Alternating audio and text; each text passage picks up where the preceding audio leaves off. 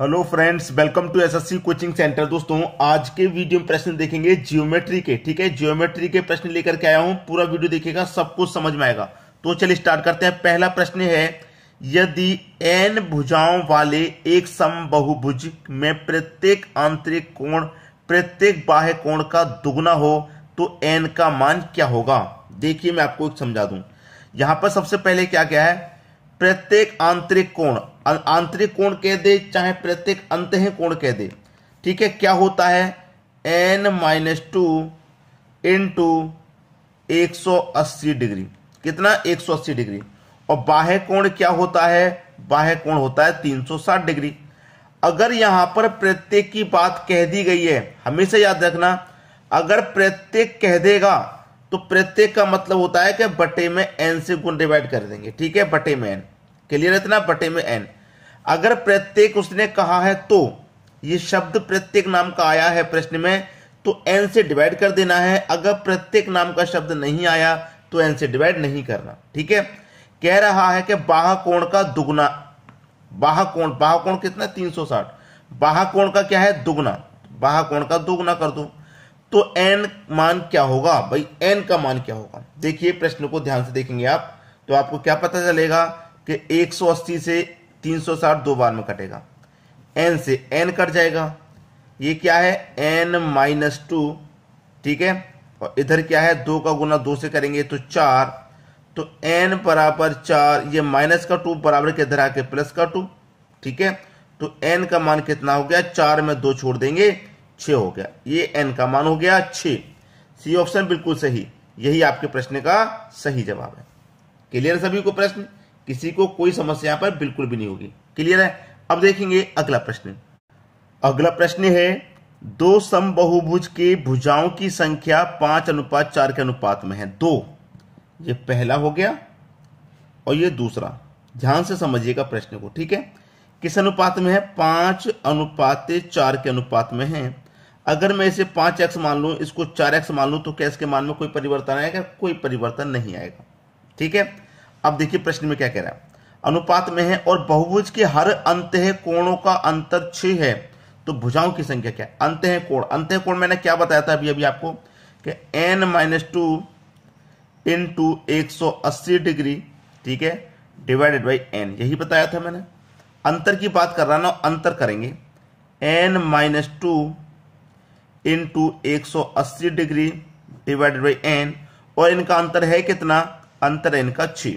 यही कहा गया प्रश्न में। अब देखिए प्रश्न में क्या है हमारे, n की वैल्यू कितनी है? प्रत्येक n की वैल्यू 5x है।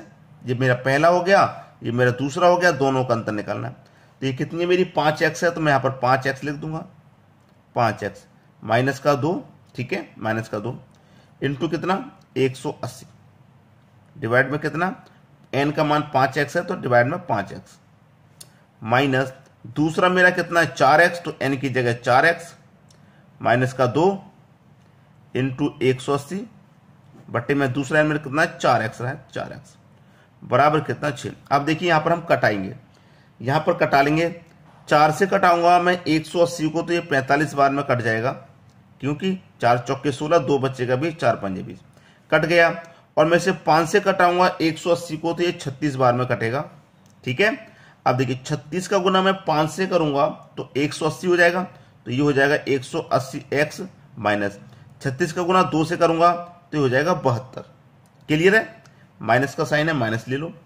45 का गुना 4 से करूंगा तो ये 180x हो गया। ठीक है, माइनस का साइन है। 45 का गुना 2 से कर दो, 45 दुने का 90 आ जाएगा। 45 दुने का 90। क्लियर? 45 गुने का 90। अब ये माइनस और माइनस का गुना कितना हो गया? जब ये ओपन हो रहा तो प्लस हो जाएगा, इसलिए मैंने यहां पर ये छोड़ दिया था। 45 दुने का 90 माइनस का, जब मैं ब्रैकेट को ओपन करूंगा तो माइनस का गुना माइनस होगा तो ये प्लस। ठीक है, बराबर कितना है? 6 है, और बटे में कितना है दोस्तों? x है। क्लियर? अब x रह गया ना, तो x का एलसीएम x ही आ गया। अब यहां पर इसको सॉल्व कर लीजिए। 180x से 180x कट गया, क्योंकि प्लस माइनस के ये कट जाएंगे। प्लस के 90 से माइनस का 18 कटेगा, प्लस के 90 से माइनस का 72 कटेगा, तो 18 बचेगा प्लस का, बराबर x का गुना 6 से हो जाएगा तो ये 6x। ठीक है, 6 से 18 कट जाएगा 3 बार में, तो x की वैल्यू आ गई आपकी 3। x की वैल्यू 3 आई है तो x की जगह मैं 3 रखूंगा, 3 का गुना 5 से कर दूंगा तो 3 पच्चे 15, 3 का गुना 4 से कर दूंगा, 3 चौके 12, 15 और 12, पहला ऑप्शन आपके बिल्कुल सही जवाब। क्लियर है? प्रश्न आसानी से समझ में आ गया। स्टेप बाय स्टेप प्रश्न को सॉल्व करेंगे, कोई दिक्कत नहीं आएगी। और बहुत इंपॉर्टेंट प्रश्न है, ज्योमेट्री आप खुद समझ सकते हैं कितना इंपॉर्टेंट चैप्टर है। क्लियर है सभी को? अब देखेंगे अगला प्रश्न। अगला प्रश्न है, एक समबाहु बहुभुज के सभी अंतः कोणों का योग उसके सभी बाहु कोण के योग का दुगुना है, यह बहुभुज है।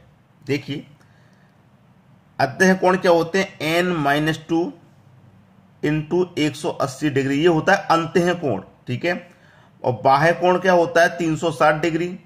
ठीक है, अब बाह्य कोण का कितना है, बाह्य कोण के योग का 2 गुना है, तो 2 गुना है तो 2 गुना कर दीजिए। अब इसमें प्रत्येक की बात नहीं कही गई, मैं कह रहा था अगर प्रत्येक कह देगा तो n से डिवाइड कर देंगे, प्रत्येक नहीं कहेगा तो नहीं करेंगे, कोई बात नहीं, नहीं कह रहा तो रहने दीजिए।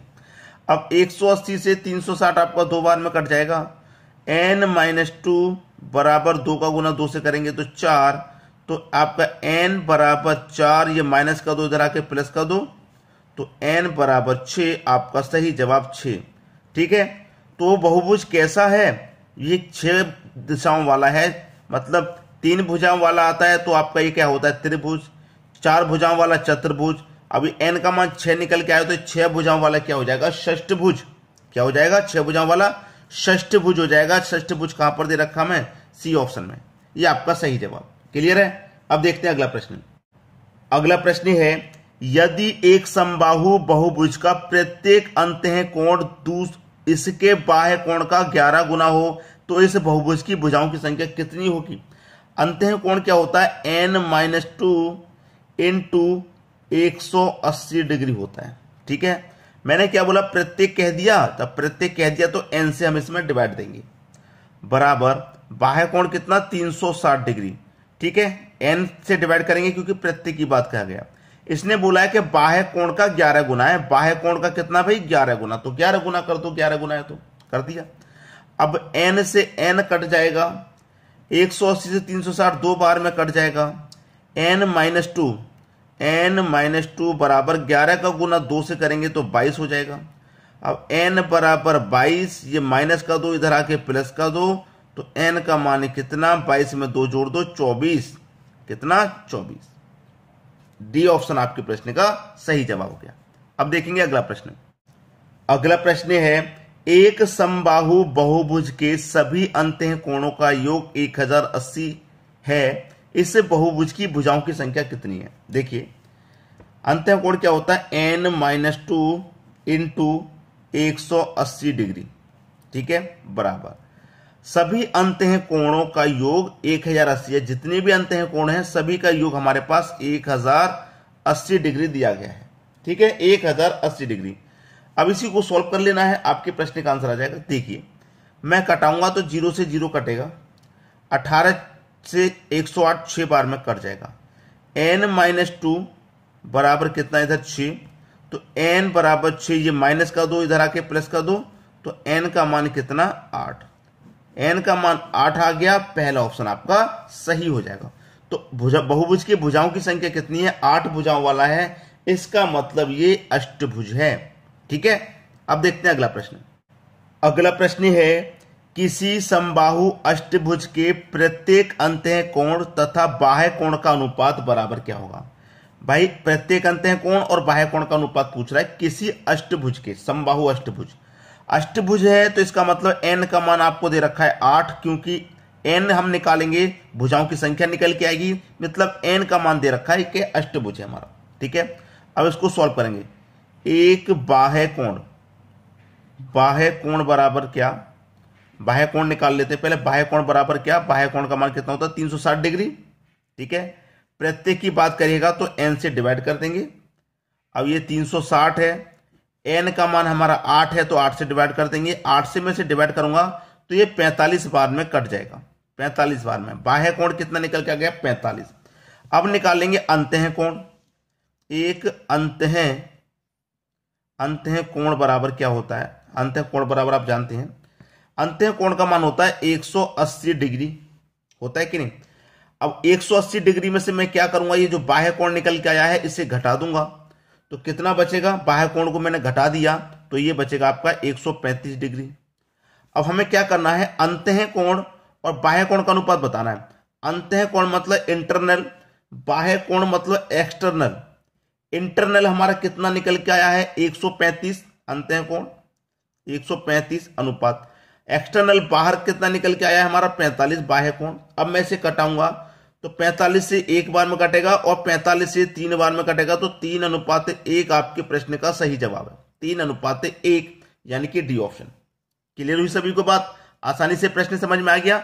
अब देखेंगे अगला प्रश्न। अगला प्रश्न है, एक षष्ठभुज में कितने विकर्ण होते हैं? विकर्णों की संख्या बराबर क्या होता है, यहां पर नोट कर लीजिएगा आप।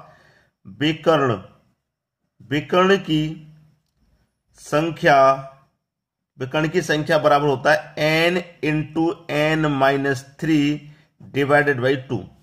ठीक है, अब देखिए n का मान आपको दे रखा, षष्ठभुज ने कह दिया तो n का मान 6 हो गया। ठीक है, इंटू n का मान 6 माइनस का 3 डिवाइडेड बाई 2। अब 6 में से माइनस कर देंगे 3 को तो 3 बचेगा, डिवाइड में कितना 2, 2 से कटाऊंगा 6 को 3 बार में, 3 का गुना 3 से करेंगे तो 9। तो विकर्ण की संख्या कितनी निकल के आ गई, 9 निकल के आ गई, यानी कि सी ऑप्शन आपका सही जवाब हो जाएगा। अब देखेंगे अगला क्वेश्चन। अगला प्रश्न है, एक डेकागन के कितने विकर्ण होते हैं?